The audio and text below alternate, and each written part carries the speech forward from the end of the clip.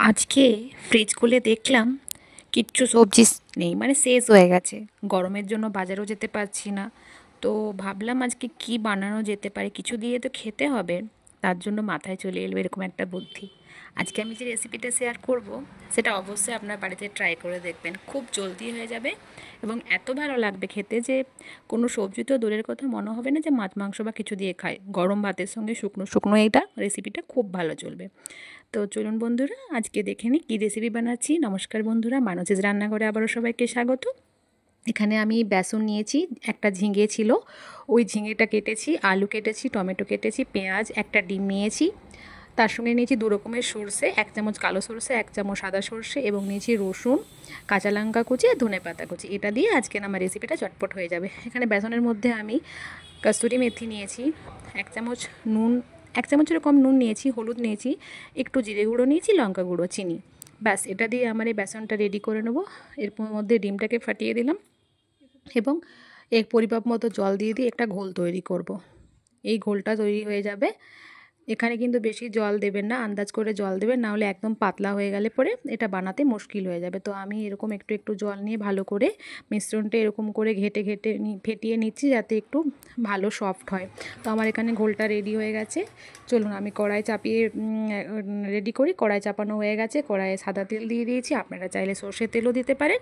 এখানে আমি সাদা তেলটা ভালোভাবে উঁচু আঁচে গরম করে নেব এবং যে ঘোলটা বানিয়েছি এরকম দেখুন একটু পাতলা টাইপের হবে এই রেসিপিটা বানাবার জন্য। তো আমার এই ঘোলটা আমি এবারে একটু একটু করে কড়াইয়ের মধ্যে দিতে থাকবো, বড়ার মতন করে হয়ে যাবে। এবার ওগুলো সব ভালো করে লাল লাল করে ভেজে পরে তুলে নেব। এরকম করে দুবারে আমি এটা ভেজেছিলাম। তো 4-5টা করে দিলে ভালো হবে, যে কড়াই লেগে যাবে না।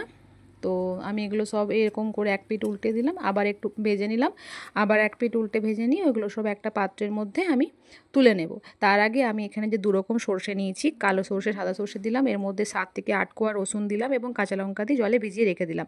এরপর বড়াগুলো সব তুলে নিয়ে আলুগুলো যে এরকম লম্বা লম্বা করে কেটেছিলাম আর ঝিঙেগুলো যে কেটেছিলাম সেগুলো ভালোভাবে হলুদ দিয়ে একটু হালকা নুন দিয়ে ভেজে নিলাম। ওর সঙ্গে টমেটো, পেঁয়াজ সব অ্যাড করে নিয়েছি।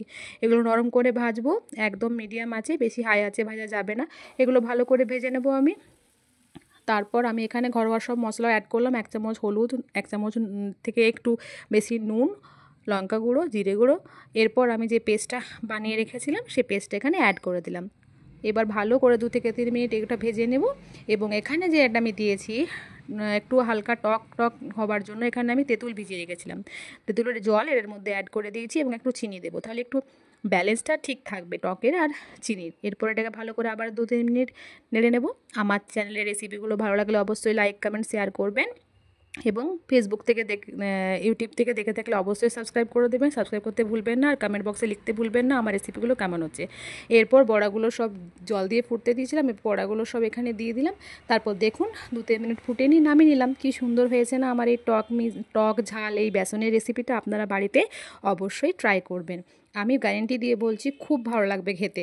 সবজি তো সবসময় খাওয়া হয়, একবার এরকম করে খেয়ে তো দেখুন, আলু ঝিঙে দিয়ে বড়ার এই রেসিপিটা সর্ষে বাটা দিয়ে দারুণ লাগবে। অসংখ্য ধন্যবাদ আমার ভিডিওটি শেষ পর্যন্ত দেখার জন্য।